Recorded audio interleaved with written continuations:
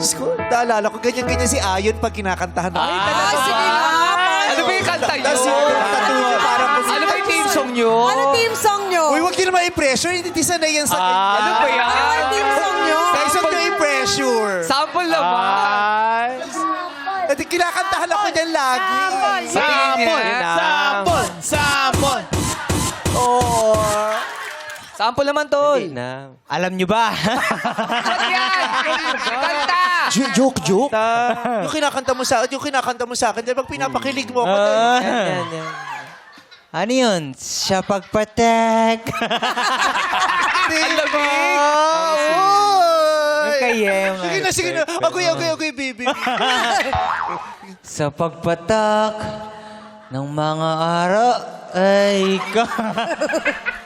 Ang iniisip. Isip ko. Ano yun? Sabi, Boss, mamaya na pagdasabay tayo. Mama. Ikaw, ang pag-ibig na hinintay.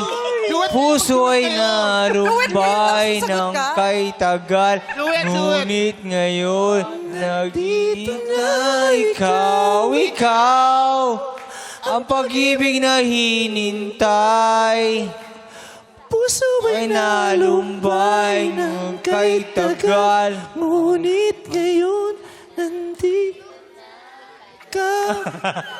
Malapit na talagang mahal na araw na naramdaman mo. Pinawisan eh. Pinagpawisan ka, pare. It's, you know, you don't really have to Luha yan. to memorize the exact words of the song. Oh. You just have to be real with the feeling, the emotion. Kahit hindi mo nasabi ang mga linya ng tumpak. Siya Ba't naging horror? Nakilig si Lani, Wala na oh. yung mata. Nawa si Lani. Pinapanood talaga kayong dalawang horror. Anyway, practicein natin mamaya eh. Oo, na-inspire kayo kay Bradley at kay para meron Nia. tayong mga number sa ano. Tol, may racket ka na. Yes, yung i-racket natin sa ano, kampanya. Sa kampanya. May bago na sa I-racket piyesang kampanya. aralin.